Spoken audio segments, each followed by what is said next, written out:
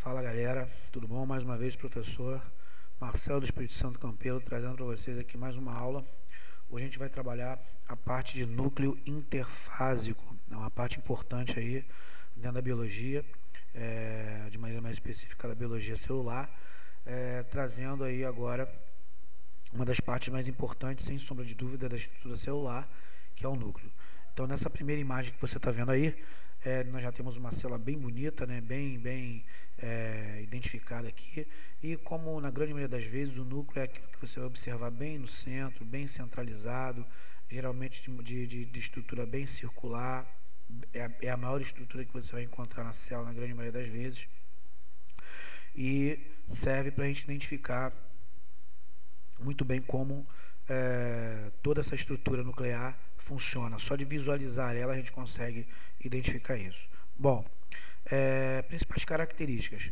O núcleo está ligado à coordenação da célula, né? E quando eu falo de coordenação, leva-se em consideração a todo o processo de expressão gênica, né? Que está condicionado no interior do núcleo, onde a gente tem aí a base para essa expressão gênica, que é quando o DNA duplica, e esse DNA, uma vez duplicando, ele permite também, através da transcrição, a formação do RNA mensageiro, e esse RNA mensageiro, ao ir para o citoplasma, essa expressão gênica, então, é definida, né? Ela é determinada mediante a tradução.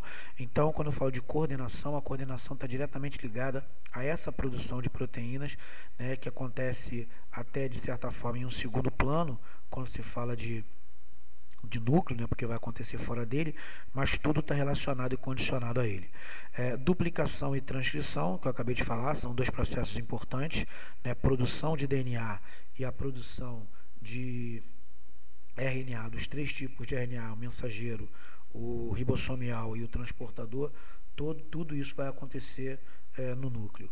Outro ponto importante é a divisão celular, né? Então o núcleo é a estrutura primordial que determina o processo de divisão celular, que dá o pontapé inicial para o processo de divisão celular, mediante algumas características que a gente observa numa célula que está prestes a entrar em divisão celular, mas esses são outros 500 que a gente vai trabalhar mais à frente.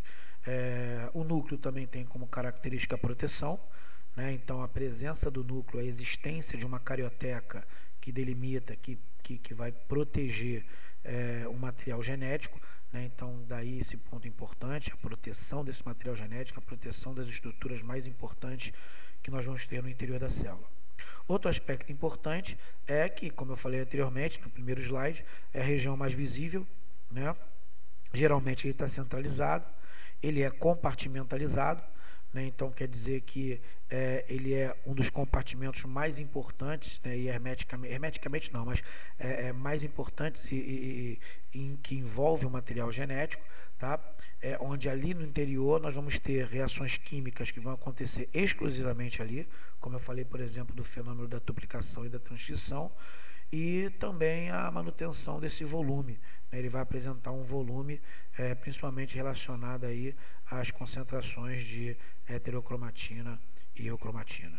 Outro aspecto importante e fundamental é que a presença de uma carioteca onde um núcleo definido vai separar a transcrição da tradução, né? Isso só acontece em organismos eucariontes, já que em organismos procariontes todo o processo vai acontecer de maneira quase que simultânea, né? Quase que em sequência, né? Ocorrendo muitas vezes antes mesmo de você ter uma fita de RNA mensageiro sendo totalmente transcrita, ela já está sendo traduzida por um ribossomos, isso quando eu falo de organismos procariontes, né?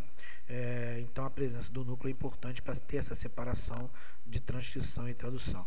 A presença do splicing, né, que é um fenômeno importante para a gente poder retirar os genes intros, né, os genes inativos de um RNA imaturo e transformar esse RNA imaturo em RNA maduro, para ele poder então ser expresso, né, ser traduzido em proteínas. E 99% do núcleo é material genético, né? 99% do núcleo vai ser ácidos nucleicos, caracterizando aí a sua principal composição. Esse esquema que eu estou mostrando aqui ele está ligado a um dos primeiros experimentos que foram feitos para poder se identificar o grau de importância do núcleo para a célula, né, principalmente no que tange a coordenação, a divisão, né, a manutenção vital da célula. Então, Balbiani foi um pesquisador, né, e a merotomia de Balbiani é exatamente ele fragmentar, né, ele cortar no meio, né, por isso que é merotomia, né, determinadas células, onde determinadas regiões, determinados fragmentos ficavam nucleados e outros não. Então, no primeiro momento, o que ele fez? Conforme você está observando aqui, ele cortou uma região da célula, o fragmento nucleado do lado esquerdo aqui ficou, obviamente, se é nucleado, ficou com o núcleo, e o outro na ausência do núcleo. Com o tempo, o que ficou com o núcleo, ele voltou a se desenvolver, a célula se manteve e voltou a ter o tamanho originário da célula que tinha sido merotomizada. E o fragmento nuclear, ele acabou se enchendo de água, né, por alteração de osmose, aí arrebentou a membrana e não se manteve. Da mesma maneira que ele fez isso, ele fez o seguinte: ele pegou uma outra célula, retirou novamente um fragmento anucleado, e agora de uma outra célula ele tirou apenas o núcleo e transplantou esse núcleo para esse fragmento anucleado. Quando ele fez isso, o fragmento anucleado, que outrora sem núcleo havia se degradado, agora com o núcleo ele se manteve. Com esse tipo de experiência, que parece ser muito simples, né, para hoje, ele conseguiu então identificar a grande importância do núcleo, principalmente na coordenação e manutenção da vida celular. Bom, aqui eu tenho um esquema bem legal, mostrando aí toda a estrutura do núcleo, né, todas as regiões nucleares, né. Então eu estou falando aqui de retículo plasmático rugoso, que geralmente não, que sempre vai estar associado à carioteca, né. Ele na verdade auxilia até o reaparecimento da carioteca após a divisão celular. Observamos heterocromatina, o nucleoplasma, que também pode ser chamado de cariolinfa, né, a eocromatina, os poros, a presença de ribossomos na carioteca, o nucleolo, que é uma estrutura muito importante, que daqui a pouco eu vou mencionar melhor para vocês, e todas as regiões do envoltório celular, que é a carioteca. Então, a lâmina nuclear, a membrana nuclear interna, o espaço perinuclear e a membrana nuclear externa. Tá? Isso tudo a gente vai especificar agora. Mais uma vez, eu tenho uma fotomicografia de um núcleo, né? E aí a gente consegue observar nitidamente a membrana plasmática, que é formada por, a carioteca, que é formada por duas membranas plasmáticas, né? A carioteca ela tem uma membrana dupla, isso é legal, vou mostrar daqui a pouco. A presença de poros. Sempre que você observar no núcleo a região mais densa, essa região mais densa refere-se à heterocromatina, e a menos densa vai estar ligada à eucromatina, né? A estrutura de eucromatina. Falando de carioteca, desse envoltório nuclear, a gente começa a falar dele. Você consegue perceber que aqui eu tenho a região do retículo endoplasmático, né, e a carioteca praticamente dita seriam essas duas regiões que você está vendo aqui. Ó. Isso aqui é a carioteca. Tá? Na carioteca a gente tem o poro, que também pode ser chamado de complexo de poro. Né? Então, quando eu analiso a carioteca, eu estou analisando todas aquelas regiões. Então, a gente vai ter uma membrana interna, né, onde você observa proteínas de ancoramento. A membrana externa, onde a gente não observa proteínas, certo? A presença também de, como eu falei, complexo de poro. Tudo isso aqui é um complexo de proteínas, né, que vai permitir a entrada e a saída de substâncias no interior do núcleo. Além disso, a gente também vai ter o que nós chamamos de espaço perinuclear, né, que é o espaço entre uma membrana da carioteca e outra, né, que é esse espaço que você está vendo aqui. Podemos identificar também a presença da lâmina nuclear, né, que ela é formada por fibras de queratina e que tem um importante papel na manutenção da cromatina no interior desse núcleo. Né? Então, quando o núcleo não está em divisão, ele tem a cromatina, né, que é formada pela heterocromatina e pela eucromatina. E essas fibras, essas lâminas nucleares, essa lâmina nuclear formada por fibras de queratina, elas estão sempre unidas, né, sempre mantendo meio que uma organização dessa cromatina, mesmo que ela não esteja se transformando em cromossomos. Tá? Então esse aí é o envoltório nuclear, chamado de carioteca, também pode ser chamado de cariomembrana. Então, membrana externa, eu vou ter aí uma associação direta ao retículo endoplasmático granular, que eu tinha mostrado para vocês anteriormente, a membrana interna com proteínas de ancoramento, como eu tinha falado, o espaço perinuclear, o complexo de poro, né, que é onde eu vou ter as nucleoporinas, que são, na verdade, proteínas que formam uma estrutura octagonal, certo? Onde a gente observa o intercâmbio de substâncias, ou seja, tanto entrada quanto saída. São canais aquosos, certo? E passam a apresentar nomenclaturas a partir do momento se estão importando ou exportando substâncias para o núcleo, ou seja, se está entrando substância no núcleo, esses complexos de poro passam a ser chamados de importinas. E se essas substâncias estão saindo no núcleo, esses complexos, essas proteínas, passam a ser chamadas de exportinas.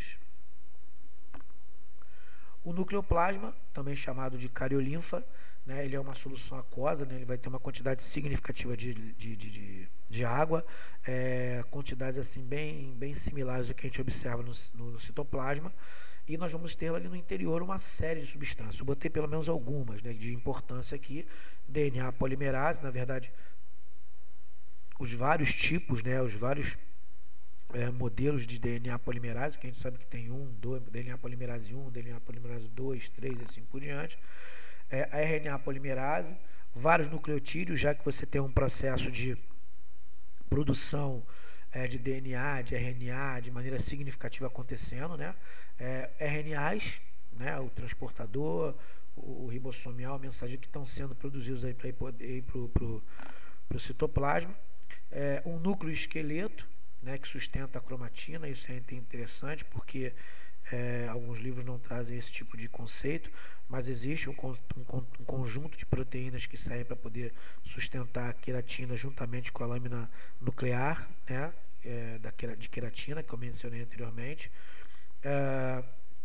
Existe a possibilidade também, existe um retículo nucleoplasmático, que também é pouco mencionado em livros, mas isso já se sabe que existe, né? Ele tem mais ou menos a mesma função de um retículo endoplasmático no citoplasma, que é estar conduzindo substâncias, transportando substâncias, só que agora no interior do núcleo.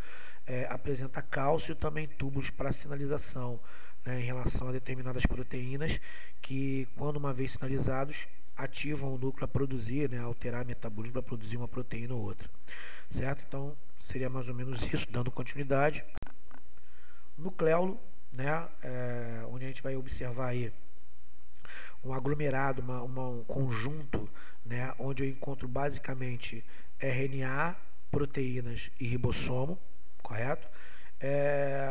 A gente observa no interior do nucleolo o que nós chamamos de corpos de Carral, né, que hoje ainda não tem uma funcionalidade muito bem definida, mas seriam compostos formados por RNA e ribossomos, tá?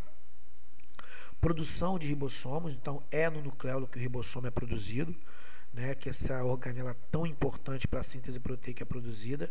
É importante entender que nucleolo não é o núcleo do núcleo, eu canso de ouvir gente falar isso é um erro, tá? Ele não tem delimitação nenhuma, ele não tem membrana nenhuma delimitando ele, definindo ele, então ele não é núcleo de núcleo, ele é o nucleolo, ele é uma região do núcleo, tá? Ele é subcompartimentos nucleares, né, que você encontra nele, onde você vai ter regiões que vão estar sintetizando RNA transportador, RNA ribossomial, região que vão estar sintetizando ribossomos, né? Então por isso que a gente fala aqui são subcompartimentos nucleares. Produção de RNA não codificante. Quem seriam os RNAs não codificantes? RNA transportador e RNA ribossomial, né? Ou seja, quando eu falo que ele é não codificante, quer dizer que aquelas sequências dos códons que a gente observa no RNA mensageiro não servem para o RNA transportador e RNA ribossomial. De maneira assim mais simples, se eu pegasse um ribossomo e passasse por um RNA transportador, por exemplo, nada aconteceria, não produziria proteína, não teria afinidade com aminoácidos, nada disso, tá? E grânulos de cromatina, né? Esses grânulos de cromatina que adentram para o interior do nucleolo são responsáveis pela produção do RNA transportador e do RNA transportador ribossomial, né, esse RNA não codificante que a gente vai observar no interior do nucleolo. Aqui eu tenho alguns tipos, né, celulares que apresentam tipos de núcleos, né? Então a gente pode ter aí desde a célula que não apresenta núcleo, como é o eritrócito, como a hemácia, que é a nucleada, as células que vão apresentar dezenas de núcleos, às vezes milhares, centenas de núcleos, como é o caso, por exemplo, da célula muscular estriada esquelética, né, que é uma fibra, tudo isso aqui é uma única célula. A gente vai observar também a morfologia, né, de núcleos. Então existem núcleos que podem ser trilobados, como é o caso, por exemplo, do neutrófilo humano, bilobados também, né? Então ele vai apresentar lobos, 3 lobos, como a gente observa aqui. Existem núcleos que são totalmente amórficos, né, como é esse núcleo aqui de uma célula, de uma glândula de seda de uma célula de mariposa. E existem existem células que podem apresentar, como é o caso, por exemplo, de célula de paramécio, o que nós chamamos de um núcleo vegetativo e de um núcleo reprodutivo, que podem ser chamados respectivamente de macronúcleo e micronúcleo, que é o que você observa aqui. O macronúcleo ele está diretamente ligado às atividades normais do núcleo, né? Ou seja, duplicação, transcrição, essas atividades gerais que a gente observa o núcleo exercendo. E o micronúcleo ele é um pedaço, ele é uma sequenciazinha, uma quantidade pequena de material genético, principalmente DNA, que vai estar diretamente ligado à reprodução, à recombinação gênica de protozoários, no caso aqui do paramécio, né? Então esse micronúcleo aqui ele vai ser trocado com outro paramécio através de uma ponte citoplasmática e ambos vão sair com suas recombinações gênicas feitas, gerando células que serão diferentes das progenitoras, das duas anteriores, certo? Aqui eu tenho um esquema interessante que mostra como o DNA ele vai se espiralizando, ele vai se organizando para poder formar o cromossomo, né, condensado. Então você tem aqui a dupla hélice, característica do DNA, né, com seus nucleotídeos. Essa dupla hélice, então, esse pedacinho que você está vendo aqui, ele está, na verdade, ele é um aumento do que a gente vê aqui. E no nucleossomo eu vou perceber a presença das histonas, que são proteínas octâmeras importantes no processo aí de formação e condicionamento do material genético, né? Então, esses nucleossomas eles se espiralizam cada vez mais, eu já passo a ter 30 nanômetros, né? E com cerca de 300 nanômetros eu tenho uma cromatina, né? Que é o que a gente observa realmente no interior do núcleo. Essa cromatina ela se condensa, né, e quando mais ela se espiralizar, mais ela caracteriza a formação de um cromossomo condensado, um cromossomo espiralizado. Aqui é exatamente o que eu falei anteriormente sobre as histonas, né? Então, como eu falei, são proteínas octâmeras, então a gente percebe aqui 8 subunidades proteicas, né? Aqui tem um esquema um pouco mais complexo mostrando isso, mas são as mesmas 8 unidades se unindo para poder apresentar ligações nas extremidades aqui desse círculo que vão se associar à estrutura do DNA quando o DNA passar por elas. E dessa forma, então, permite uma organização desse DNA, né, no processo de cromatina, no processo de cromossomos. Aqui, o básico, né, para a gente poder entender, praticamente algo que está parecido com o slide anterior. Eu tenho o DNA, esse DNA para se espiralizar ele dá origem a essa estrutura que é o nucleossoma com as histonas. Esse nucleossoma se espiraliza cada vez mais, dando origem à cromatina, e essa cromatina, ao se espiralizar, vai formar um cromossomo, né? Tudo isso a gente vai encontrar no interior do núcleo. Estrutura de um cromossomo, né? Na verdade, um cromossomo homólogo. Esse cromossomo ele já está duplicado, e aí o que eu observo aqui é a presença de duas cromátides, né? Essa cromátide aqui, que é a cromátide superior e a cromátide inferior, né? Os dois lados do cromossomo. A região central é o centrômero, e cada estruturazinha dessa aqui alaranjada, avermelhada que você observa, é o que nós chamamos de cinetócoro, que é exatamente o local onde a fibra do fuso mitótico vai se unir para poder permitir a divisão celular, que é um ponto importante que a gente estuda quando se está falando de núcleo. Esse centrômero aqui, ele também pode ser chamado de constricção primária. Em algumas ocasiões, alguns cromossomos podem apresentar uma constricção secundária, tá? A constricção primária sempre vai ser o centrômero. Outras constricções que porventura iam acontecer nos braços e nas cromátides passam a ser chamadas simplesmente de secundárias. E esse pedaço de cromossomo que fica à parte, a partir do momento que acontece a formação da constricção secundária, ele passa a ser chamado de satélite, né? Então isso aqui é a configuração morfológica de um cromossomo.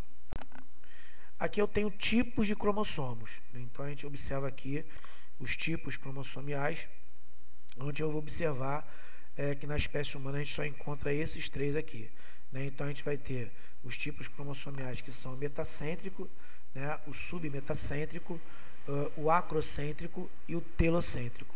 Esse último aqui, né, ele não é observado na espécie humana, correto? Então esses três aqui, esses três primeiros são identificados na espécie humana, a estrutura e a nomenclatura de tipos cromossomiais. Bom, já finalizando praticamente, já indo para o finalzinho da nossa apresentação aqui, nossa aula, a gente fala de estruturas que são como a gente identifica um cariótipo no indivíduo, né? Esse esquema que a gente está vendo aqui é um esquema um pouco antigo, né? Porque na verdade identifica a estrutura no microscópio, né? E depois se recortava e tal. Hoje em dia a tecnologia está muito maior, nós temos microscópios que já estão ligados, né, associados a computadores, e quando se faz o cariótipo, o próprio computador vai fazer essa distinção que você está vendo aqui. Bom, o que é um cariótipo?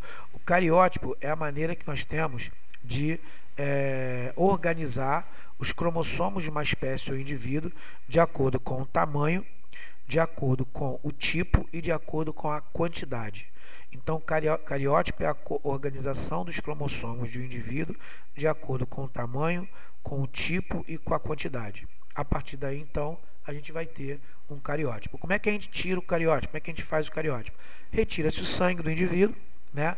Desse sangue separa a parte que é o plasma sanguíneo, onde a gente vai encontrar os linfócitos, que são as células nucleadas, tá? A partir daí, então, induz essa célula nucleada à divisão celular, e num determinado momento, que é a metáfase, quando a gente observa o grau máximo de especialização dos cromossomos, se adiciona a essa estrutura uma substância chamada de colchicina. Essa substância chamada de colchicina, ela vai então parar a divisão celular, porque ela vai atuar diretamente nos microtúbulos do fuso mitótico, e quando acontece isso, você passa a ter então um cessar da divisão celular, e os cromossomos todos ficam no grau máximo de especialização. No computador, que é feito isso no computador hoje em dia, ele já vai tirar uma imagem daquilo e organizar a imagem dos cromossomos direitinho, identificando o que a gente chama de cariótipo, que é o que a gente vai ver nessa próxima figura aqui. Então isso aqui é um cariótipo, né? Então, na verdade, é um cariótipo na espécie humana. É até interessante porque nesse cariótipo aqui a gente pode identificar que é uma mulher, né? Ela vai ter 2 cromossomos X, certo? E é uma mulher com síndrome de Down, ela vai ter 3 cromossomos 21, então ela tem a trissomia do cromossomo 21, certo? Então, no cariótipo a gente consegue identificar, por exemplo, trissomia, consegue identificar o sexo, né, do indivíduo e outras coisas a mais, certo? Então, basicamente, isso caracteriza o cariótipo. E a gente fecha a nossa aula aqui, tá? Espero que vocês tenham gostado e até uma próxima oportunidade. Fiquem com Deus. Tchau, tchau.